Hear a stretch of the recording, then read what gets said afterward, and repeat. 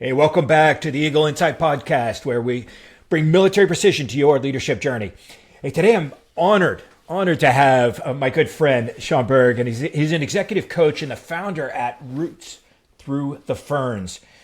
Sean served 3 decades in uniform, most of it as a Green Beret, and has multiple combat and operational tours. And by the way, he also speaks 5 languages. Here's a guy who knows how to operate in any environment and now chooses to help leaders be their very best. By the way, he also excels at surfing and volleyball, so he's an all-rounder. Sean, thank you so much for joining us. Absolutely, Bob. It's great to join you. It's great to see you again. And I would have to caveat that I did play college ball. I would consider myself a very experienced, mediocre surfer.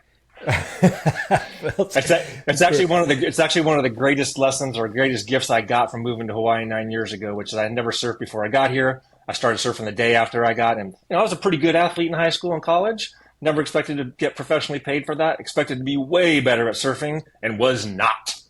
And then all my friends from Hawaii say, "Nope, here's pretty much the deal. If you didn't grow up doing this, you're gonna eat shit for about 5 years, and then you just kind of figure it out."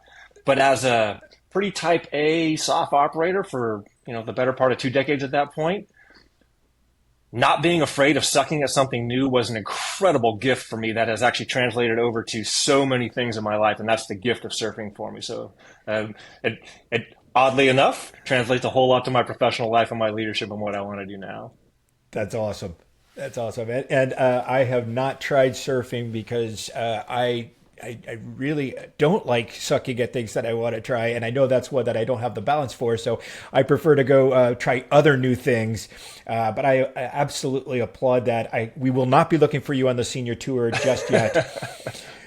So Shai, I mean, I've talked to you a lot about where your history has been and what you've done and all the great accomplishments you did in uniform. And now that you've hung up the uniform for a minute, you've got other things to do. But I think most of your leadership philosophy has come from your time in service, and now you are bringing that to the private sector. And I think that's wonderful. I think that's, it's kind of the business that I'm in, but you have a very different take on leadership because of where you grew up in the service versus where I did.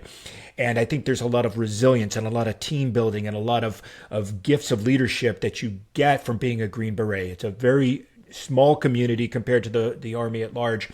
And it's an elite community. So you have some skills that the normal general purpose folks like myself don't have. So I would love to just kind of pick at that a little bit. Like, what are some of the things that being a Green Beret has done for you in terms of your leadership philosophy and how you build teams? I love that question. Special Forces assessment and selection it curates and looks for folks that are really comfortable being uncomfortable. And if you have a superpower on an SF team, on a Special Forces ODA, that's the 12-man team, it's that if you take 12 dudes and now 12 guys or gals that are really comfortable being uncomfortable, they have a multiplying effect against each one another. They are far greater than the sum of their parts. And they're end state focused, meaning I will get you to, if you tell me what you want it to look like at the end, don't tell me how to get there. We're only done when we get to the end. Like, I tried really hard, not in a Green Beret's vernacular. And I'm astounded by the number of folks that I have run into over my 30 years that are, and you would know this from the construction business, you know what a Jersey barrier is, like the low one, the 3-foot one, not the Alaska ones that we used to have around our fobs, right? I'm stunned by the number of people who are completely blocked by 3-foot barriers in their life. And they come walking up like, "Oh, here's a barrier. I guess we're stopped here." They're like, "Really? Like, you could step around it. You could pick it up. You can get a bulldozer in here. I can blow it up. I can just cloverleaf." There's a million ways to go around that 3-foot barrier. And most folks will stop at that one point. They get one roadblock that's really not all that insurmountable. And that is what they focus on. The things that I learned going from young Green Beret to grizzled Green Beret colonel. One of my favorite ones is actually my first operational tour. So to Kosovo. So as a young team leader, I had just come out of the Q course, and when you go on to an ODA, you're on a 12-man team, and as the captain, you are the officer. You have Title 10 authority. You are in charge, and everything that they do or fail to do is your responsibility by law. but you are the most inexperienced person on that team. For the most part, I mean, you've got a team sergeant that's probably been in special forces for 15 years and on a team for 12, and a warrant officer about the same, and a whole bunch of senior NCOs that also worked and earned their spot on that team. And there's a lot when you go through the Q course where they you get folks that give you some admonitions like, hey, Captain, you're renting your locker on that team. You're part-time, you're hired help. And so a lot of folks do walk in a little bit self-effacing or a little bit, diminished of their role. And well, I came out of the Ranger Battalion, and that's not how we see ourselves as leaders. And I did have an appreciation for what all that experience brought. And our first rotation into Kosovo, we were doing force protection collection.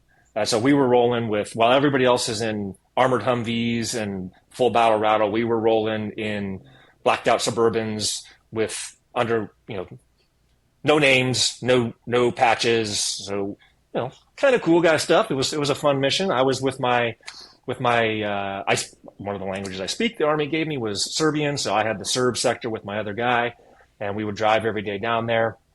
And so the job was to interact with the populace, and there was a lot of contention because it was a fight between Serbs and Kosovar Albanians who are Muslim, and that was the war that had been going on. So our job was to go down, understand what was going on in the community, help them, link them to capabilities, but then also understand if there was emerging threats that would be a problem for the greater military force that was down there. That mostly meant sitting around cafes, drinking coffee and smoking with a bunch of surly old, grizzled drunk Serb dudes. Now, nobody on my team smoked. We had one guy, my senior 18 Echo, my commo guy, and he smoked. But if you were going to spend 8 hours in a tiny little village, you got to come up with something to do.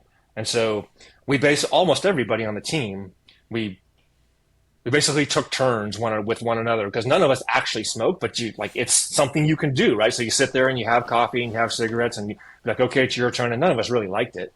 So we would come home at the end of the day and again, we're all going by first names. There's no rank. There's no nothing in this giant team house that we have. We're just working and working out. Everybody's getting jacked and tan, and we're moving along. And at the end of the day, we would go up into our big team room house and have our end of day meeting. And then there was a lanai out there, a porch, and our smoker at the end of that would always go out there and have a cigarette.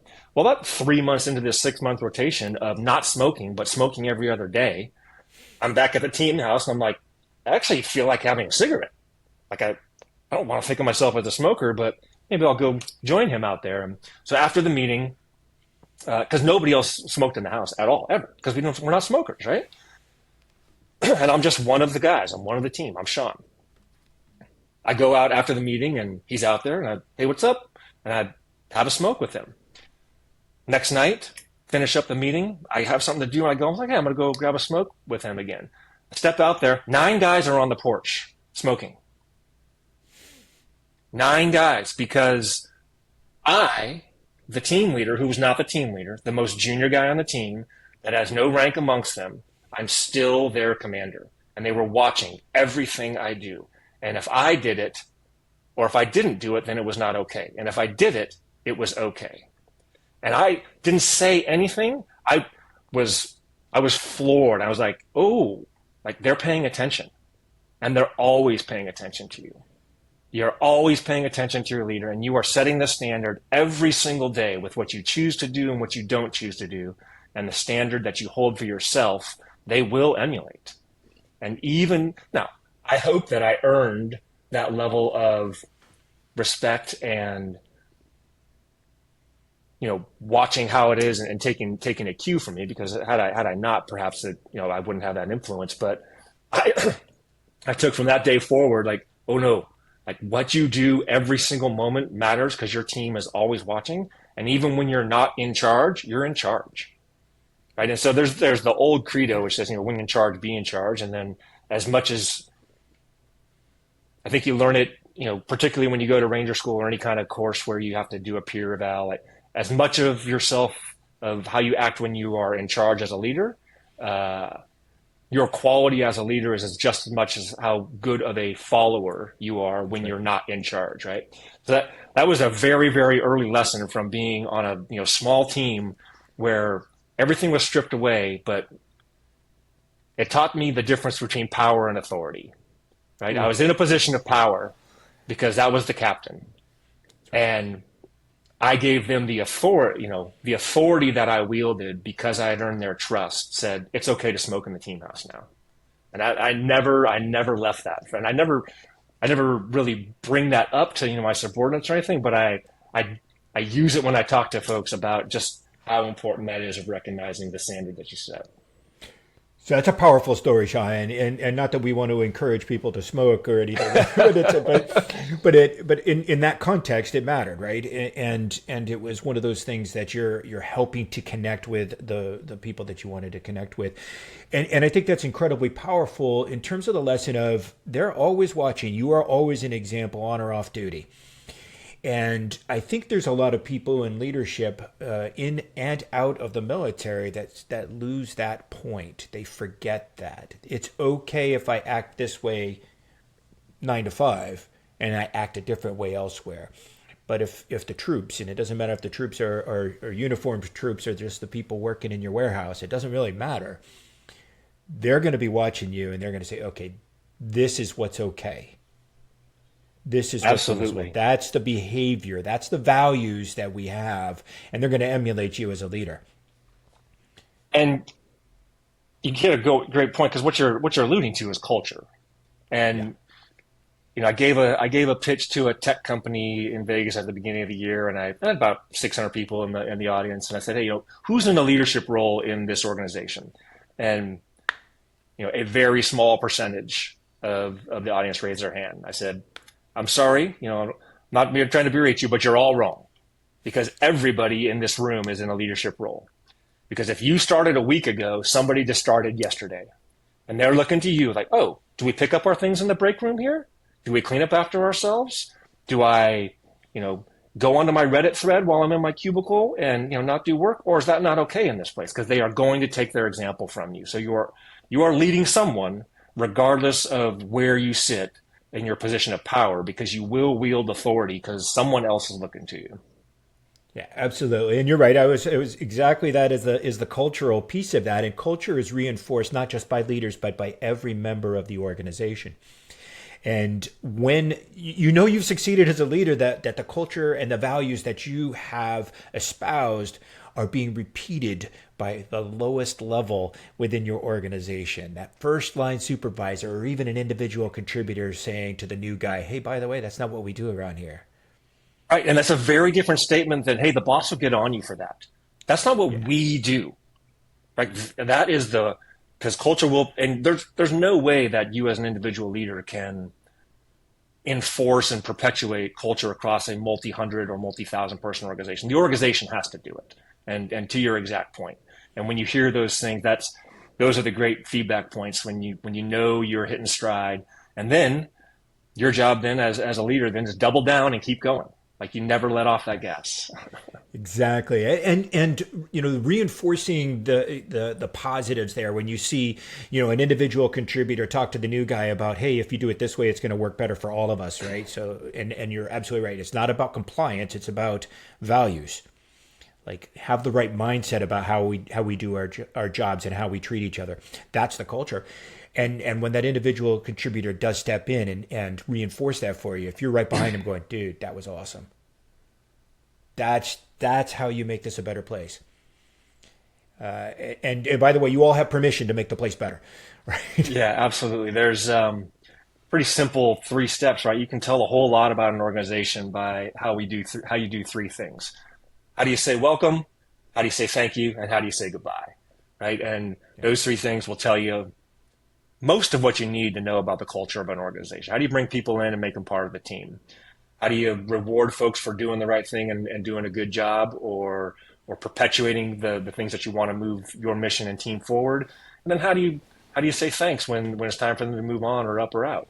And that's there's far fewer powerful things for an organization, particularly when old dudes like us who may or may not have have disparaged the generations before us, like all older generations do. And I think that's actually a bunch of BS. But if they work a whole lot on word of mouth, which is not different than frankly any other generation. It's just it spreads 1,000 times faster because of social media. But then also, if the Z's millennials have a superpower, it's BS detecting. Like if you're inauthentic, if you are coming at this because it's about you or something other than aiming high for a greater good and trying to be of service rather than be served, they'll see that in an instant, and it will not resonate with the team and it will not stick. And so how many times have you been in an organization where it's like, hey, all right, here's our new values poster and we're going to put it up on the wall and that's all it is, right? It doesn't mean anything. And it's the thing that you touch on the way out of the hallway for the game, whatever. But if you don't live that on, off the field, in, out of the office, on and off duty, then it's inauthentic and it's just not going to stick.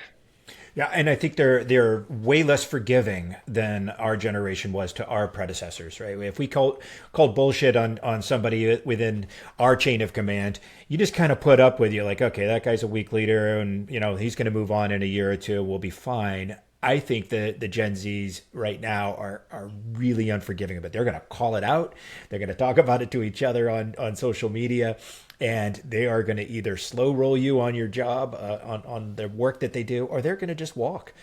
They just don't have the tolerance that I think we had. Maybe they're just they're like, hey, look, you don't pay me enough to put up with bad leadership.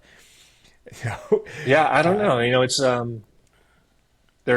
It's an interesting dichotomy because, we built them. Right. The Xers, they are the way they are because of the generations ahead of them, of the way we interacted with them. So, and they're not better or worse or anything. It is just a different way that they approach solving problems, group dynamics, and leadership. And it's frankly, our responsibility as leaders to understand how it is you best communicate to them.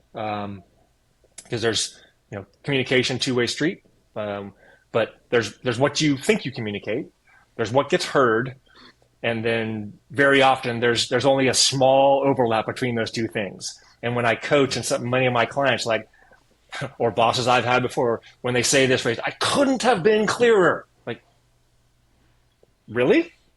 They're not doing what you think you told them is not what they heard and it's not what they're doing. So I get it. You think you were clear, but that's not what was heard. And there's this one-way community, or there's this one-way directional, way of interacting that was frankly emblematic of the leaders that you and I grew up with. And I've actually got in my desk here, I kept it because we learned from all of our leaders, right? Which is you learned either what you want to do or what you don't want to do. And unfortunately for a lot of us, even though it's not fun to go through and it was maybe painful and like remembering it, the ones that actually teach us the most are the ones we don't want to be.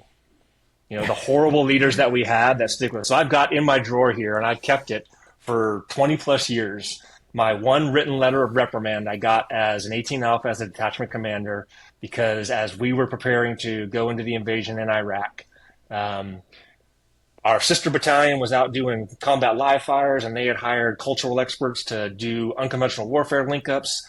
I had a leader who thought it was important to do a Class A uniform inspection in our team rooms. So very different approaches. There's a lot of things that happened in the coaching world, and it has shaped my approach to it, which is, shared hardship builds bonds, right? I mean, that's an Army training philosophy. It's why they do a lot of things. But when you do hard things together, everybody that served under this particular leader, even though that was 25 years ago, like the moment you start talking about that, you're just instantaneously bonded again from having to deal with it. So I've got a letter in there that tells me my failure to enforce the haircut standards of my one junior 18 Bravo, my weapons guy, is a direct reflection of my ability to lead my team in combat. It calls into question whether or not I'm prepared to lead this team in the future, and any future failure of these standards will be a cause for relief. And I'm standing there in his office at the position of attention, receiving my first and only letter of reprimand I've gotten in my command, and all I'm thinking of is if I'm ever have the privilege of sitting behind that desk, the battalion commander there at that point, which, as a captain at that point, that's God, right? Um, all I'm thinking is, don't be this dude. Right. And I took that letter, and every single leadership position I had, the empty office I walked into, I took it and I tacked it behind my desk, and I kept it up the entire time I was in command. And I walked in every morning and said, don't be him. Yeah. Don't be the one that, is so self-focused and focused on these veneer surface things. Not that maintaining the standard of uniform and appearance is not important, but that when you hyper elevate that because it's about you wanting to look shiny, and it was all about him, right? It wasn't about anything about our readiness, our capability, or his ability to support us. And so and it's a good conversation starter, because when I bring folks in, what have is, and I would say, hey, here's my letter of reprimand for when I messed up, and I'm talking to you here, and I would always have these different spots in my office, like, this is where we're sitting when it's going well. This is where we're sitting when I'm giving you guidance, and this is where you're standing when it's not going well for you. And I would always start with that letter and say, hey, we've all made mistakes, and we've all been interacted with a certain way. And I took that as, I learned a ton from that leader, of how not to be. I barely have any hair left. I should have probably shaved it and gone bald a while ago. He shaved his head, and that's literally the reason I could never bring myself to do it, because I couldn't mimic him. So nobody's completely useless. Some people can serve as a bad example for us. But you bring up a really good point, which is, how do you really affect those people? Yes, you have the authority to put somebody at attention in front of your desk, but you can choose to communicate with them in a way that's going to be more lasting, right? Some influence. And I think we were talking earlier about the idea of mentorship and how you can leave lasting impressions on people. And I know that you have been a fantastic mentor to, I can't even imagine how many people in your 30 years of uniformed service.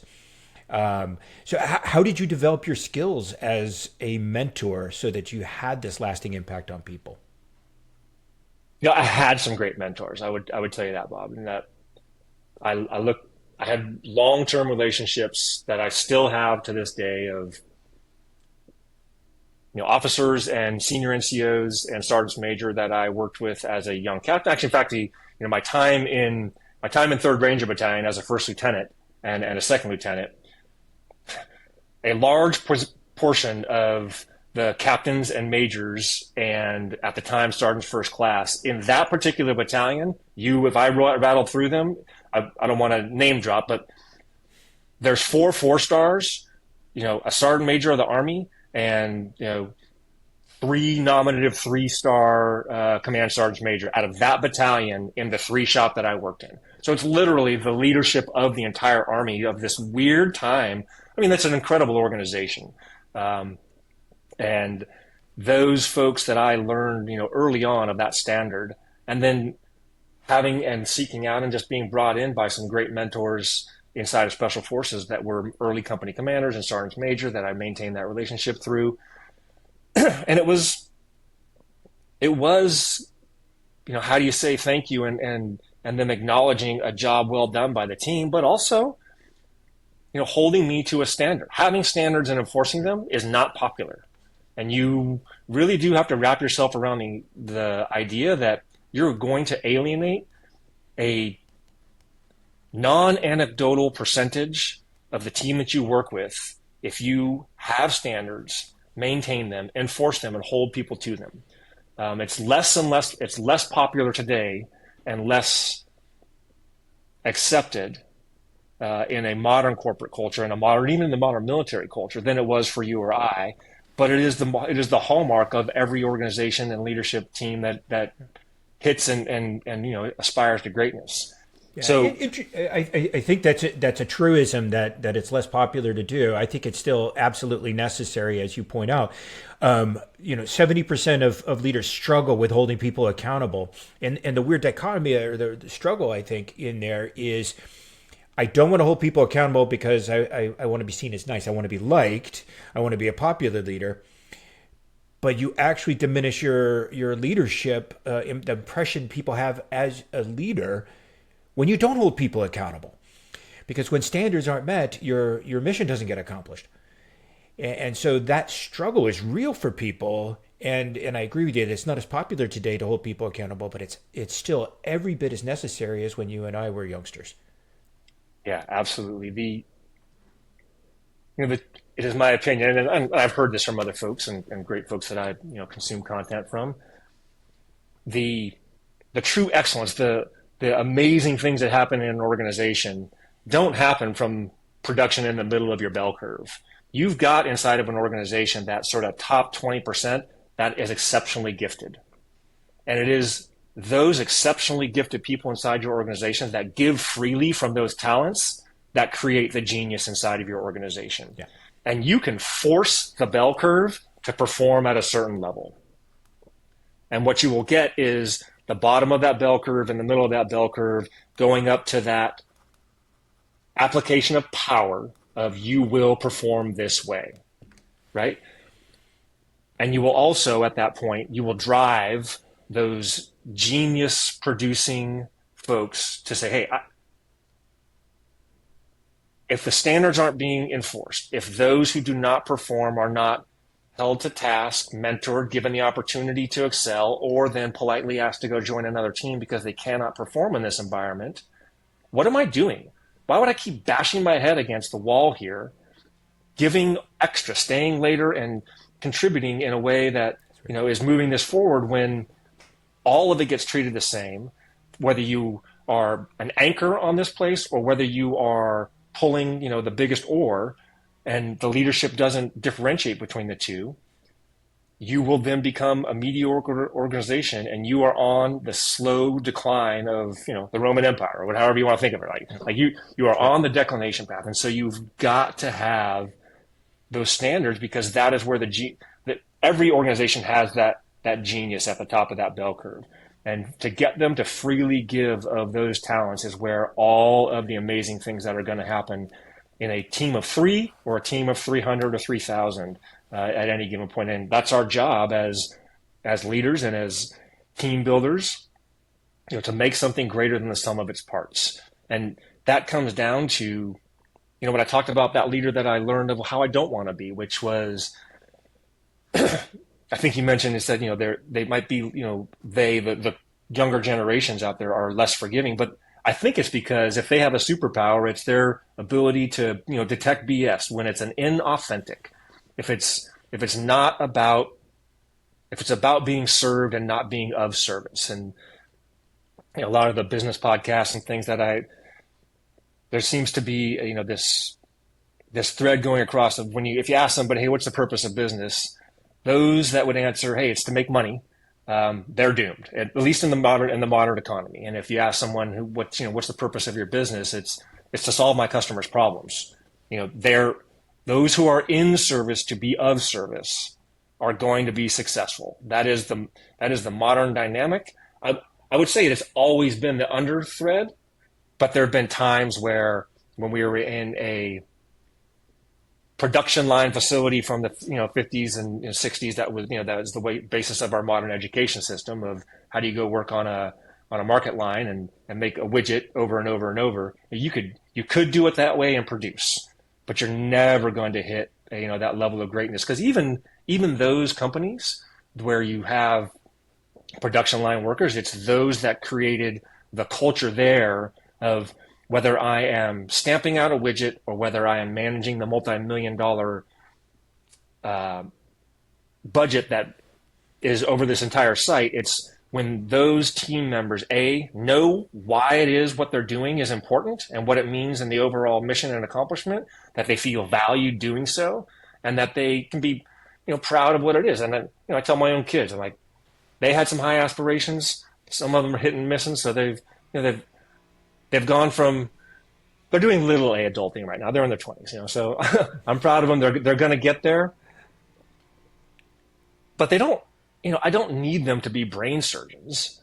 I would be proud of them if they did that, but if they're the best welder, mechanic, electrician, or whatever, first of all, there's a whole bunch of millionaire electricians out there.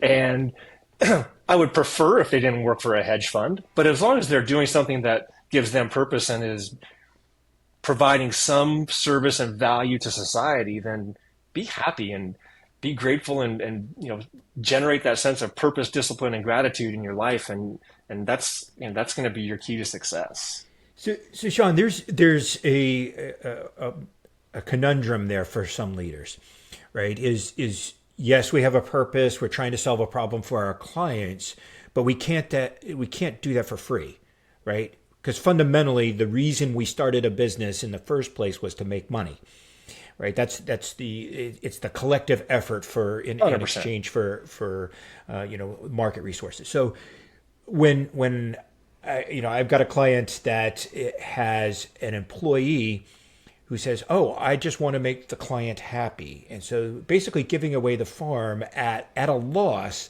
to make the client happy. Aren't we in the business of making the client happy? Like, well, no, there's a line in there. The business is a business. We have to be able to make a profit while we are making the client happy. So what do you say to executives that have to deal with that? Because the generation does want to serve the client. They want to achieve the purpose, but sometimes they lose sight of the profitability piece of it because that's not what they're focused on. Yeah, that is a conundrum, right? And we come from the privileged position of working on other people's money for 30 years, which is the government and our generous taxpayers, right? The client isn't the only problem that you're solving. Like the overall problem is, it's not a wicked problem, but it is a complex problem, which is you are solving a problem for your clientele. Part of that problem is your continued ability to solve that problem for your clientele.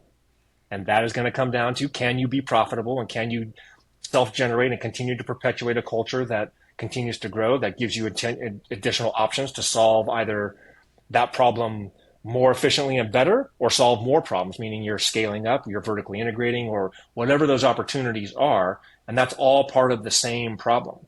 And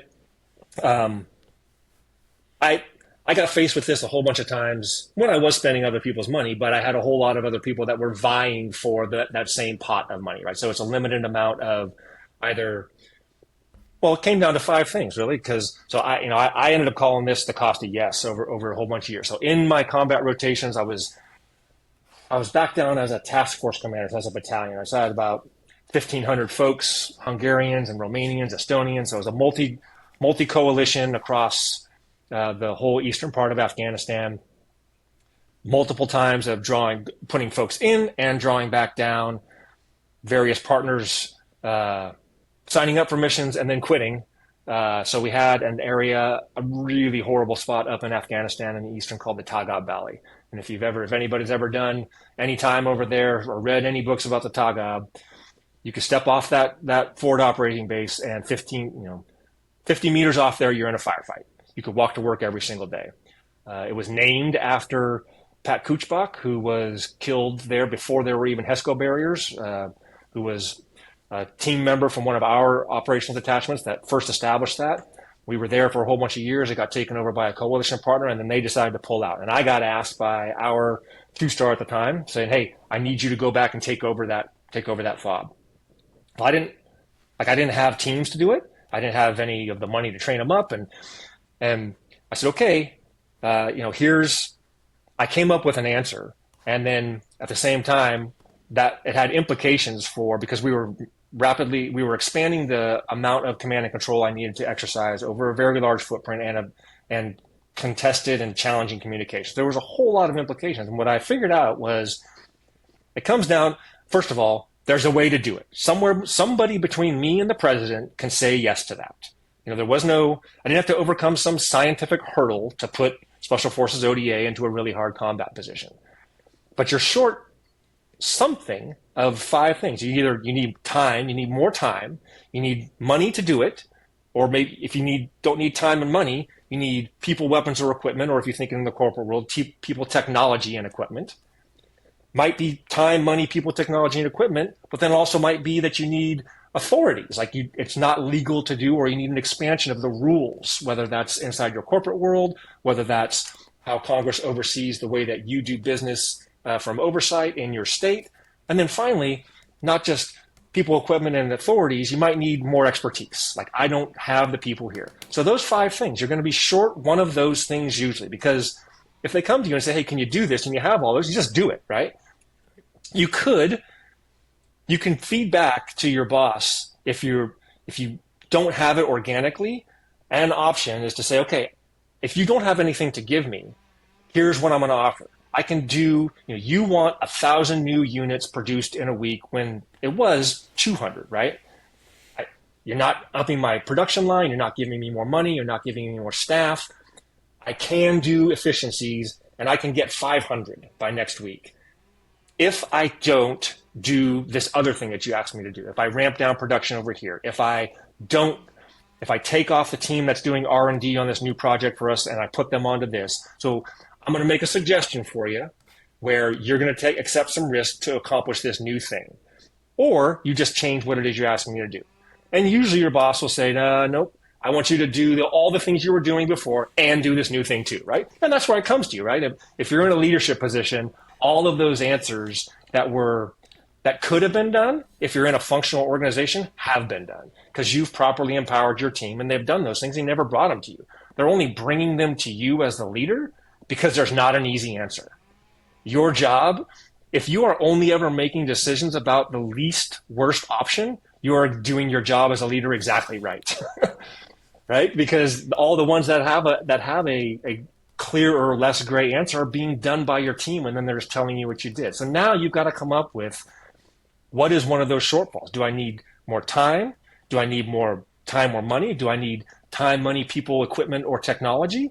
Do I need more authorities, or do I need more expertise? And then it's your job as a leader or a staff or a team to say, okay, here's what I need. It's $1.3 million. You have access to that through this type of funding. It exists inside of corporate. You need to go back and ask for a grant to this. Here's the format to do that. You need to go to the oversight committee down at City Hall, and we need to get this local ordinance modified so that we can use a different kind of concrete in these culverts than is what currently is allowed because we have access. Whatever it is. And then your leadership says, okay, that's within my wheelhouse. Like, that's my job to do. I'm the one that interacts with the governor. I'm the one that goes to our corporate board to ask for more funds. I know what it is. I know what the cost of yes for what I'm asking my team to do. And now it's that leader's job to say, I'm either willing to or not willing to put my leverage, my influence into that to have the team do what it is I've asked them to do. It's a really powerful way because it's not your job to tell your boss yes and just be a yes person. It's your job to tell your boss what the cost of yes is. Like, you ran a massive construction, and now you're doing that, in your civilian life, and you're a team of problem solvers ultimately. And maybe not everybody's on a team of problem solvers, but that's always been the organizations I've been of.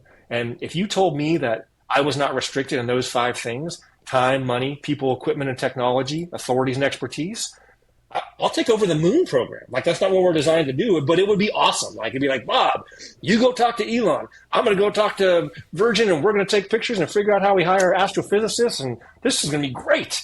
It would be a really bad use of a special operations organization, but it would be super fun. And it would be a team that if you're in problem solving business, if you're not limited by those 5 things, then there's an easy yes to get there. Of course, you're always limited in those things.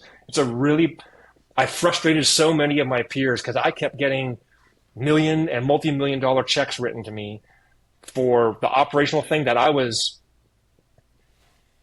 pitching back to my boss in his own words or her own words. Ma'am, you said, here's the guidance you gave me. Here's how I do what you said. I'm like, you understand what I'm asking you to do. And you're now asking me to give you permission or set conditions for success with the things that are actually in my wheelhouse, right? So it's incumbent on you as a leader when you're having this conversation to know what's in the power of yes of who it is you're talking to. Like, don't ask the people that are in charge of infrastructure for your organization about, the digital platform that you guys are running. Like, that's not their job. So know what it is they can say yes to. And then, I don't know every military organization that I've talked to, and I ask this question, like when generals or admirals in front are talking to you at the end of the conversation with you, they invariably ask the same exact question. And it's, what can I do for you? They always want to know that. I've never had anybody miss on that conversation because they always ask that. I took it as a point of professional pride for the last 16 years, so since I've been a battalion commander and beyond, to always have an answer for that, to give general officers, CEOs, or leaders homework when they ask the question, what can I do for you? Yeah, that'll teach them to quit asking.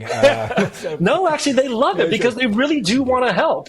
And you hear that, like, I just can't get the truth. I have a hard time understanding what it is and how do I support my team, because the team doesn't know how to articulate how it is you best support.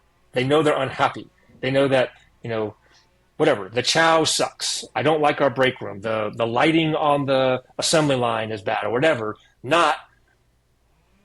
I've figured out that the lighting down here, has this effect and it's causing people headaches because we went back through HR and we brought in a med team and we recognized that every 17 hours we're getting 37 minutes of lost production time because we have shitty lighting on there. And if you change it from this lumen to this lumen, the cost of those bulbs is this, but in the aftermath, you're going to pick up those 37 hours and in 4 months, you're back up over. Oh, all right. Let me write a $173,000 check for new light bulbs. Thank you for solving that problem for me.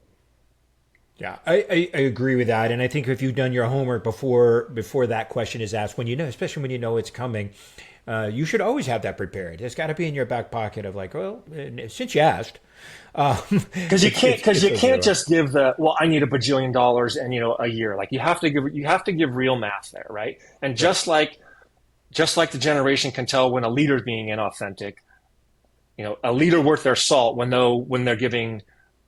they're been giving a solution that has quote unquote math behind it. Like there's some thought that's gone behind this, and if I implement this, I know I've got some confidence that this is going to get executed, not just pie in the sky. You're just complaining about stuff.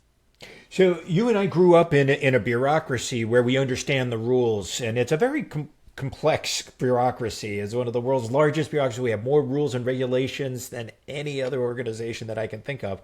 And so some of the leaders that we work with as coaches have less bureaucracy, some to a fault. Smaller businesses often have none or very little bureaucracy. And so they don't always have good answers to how can I help? Yeah. So how do you coach leaders in organizations that either have an underdeveloped bureaucracy or they have a bureaucracy they haven't figured out? That's a terrific question. So I would say it goes back to what we started at the beginning, which is can you clearly articulate, and can really, even if you're a team of one, can you articulate what the values of your organization are? Can the other person, the other 50% of you, or 3 or 30 or 300, if those values haven't been established, and if you don't already have them, because the processes that need to go into that vision accomplishment, right? Those values should feed your vision, and the vision for your organization should be big enough for everybody else's vision to fit inside of it, but it should also answer the question of, do I do this thing that's presented to me right now? Is it going to get me closer to the vision or take me further away? If your vision is this long, wordy, verbose, mean nothing, paragraph, that doesn't really tell me what I'm supposed to do. Like I think it was Google's at some point that said, the world's information easily accessible. It's a tremendous vision. That's in part why they got to where they were, because, how do you come up with, like, I could have a really long form that gave me a really specific way to go and search for things on the internet, and it would, have all these drop-down menus, and you would fill that out, or you just have a single line and you figure out the code for a Boolean search, right? They invented that. That easily accessible. And it could also be, it's easily accessible, but I have access to a limited amount of data. So if I'm coming into Google and I'm not figuring out how do I make this platform have access to more information and make it easier to ask that question, then I'm not completing that vision. If it's excellence in all we do. That does not tell anybody Right. what it is I'm supposed to do today. And you see so many visions that resemble something like that. Right. Your bureaucracy, the processes you need to put in place, will naturally unfold to either bring you closer to that vision, to reinforce your core values, or they're gonna hinder it. And that's feedback from your team of this thing does or doesn't. And then you've got to be smart enough as a leader to have metrics built in place when I say, okay, because in the military, there is, bureaucracy is necessary to do routine things routinely. It would be ridiculous if you have a company of 1,000 people, if every single time one of them wants to take paid time off, they have to come up and explain it to somebody, and you make a decision individually about whether or not that person's case meets paid time off, and then figure out how it is you want to communicate that to the rest of their team and everything. No, you have a form that you fill out online. It matriculates through a workflow. Supervisor sign off on it, and it propagates down. Says this person's not going to be here for that time, and you need to schedule someone to cover their shift. Right? That's a bureaucracy thing that can metastasize into, oh no, well, I need to, we've done this in the military. Well, we also need to have safety training when you do that. And I want you to go and do this online. And now it becomes burdensome, right? And, a bureaucracy will perpetuate itself. And we've all seen those. But if you look at, does that now empower my team to more efficiently contribute when they're here and then recharge when they're not here, or whatever that element is that you've taken on as a core value that you've stated that your team can both understand, internalize, and then, as we talked about at the beginning, enforce across the culture of your team, because the values are going to drive the culture, and that all should be encapsulated in that vision. So I'm sure most leaders won't want to hear that, the processes I need to be in place are how well I articulate my vision and values, but that is how I coach people to do it, because it's what I've seen work for 30 years. Yeah, I think you're spot on. And I think when we talk about bureaucracies and the necessity of having documented processes that are consistent with our values and our vision, that are documented and followed by all. Right? When we have it like that, we are going to, assuming that you have the processes correct, you're going to increase your chances of success exponentially. If you are winging it every single time because you don't have processes documented and followed by all, you may still be successful, but it will be because of luck and not by design. Absolutely. And so I love the idea of making sure that your processes are consistent and supportive of your values and your vision. If you've got that stuff lined up, you're going to be fine. You, in fact, are going to be better than fine. And you're going to be better than most of your peers who have not gone through that exercise of aligning those things throughout your organization. Sean. Absolutely. And if you want to start there, that's a great place to start. And if you haven't, do it now. Yes, absolutely. So, dude, this has been so much fun. I love the cost of yes model. I think leaders out there, if you haven't, go back and listen through this again: time, money, resources, expertise, and authority. When you said resources, people, technology, equipment. There are trade-offs in those things. The cost of yes are going to be somewhere in there. If you've got enough of all of those, you can go to the moon. But I've never yet met an organization that has enough of most of them, let alone all of them. So that you are going to have to make those trade-offs, but you should be doing that consistent with your values and your vision. Love Sean, it. what a great model. Thank you for sharing that. I think that is a fantastic tool for all the leaders out there. If you weren't paying attention, now's a good time to do that. Go back and listen to that because it is insightful. Sean, it's been really a true pleasure to have you on the podcast. Quickly, tell us how people can get in touch with you. You can find me at rootsthroughtheferns.com. That's my executive coaching and keynote speaking website. And you can also find me, Robert Sean Berg, on LinkedIn. Best way to find me. Awesome. Sean, this is, like I said, it's a true pleasure. I really miss hanging out with you on the volleyball court back in our war college days. But I truly admire what you do, and I'm happy for the people that are going to get to work with you as an executive coach, because you're going to make them so much better than they already are. So thanks again for being and sharing your wisdom. Absolutely, Bob. Thanks. Have a great day.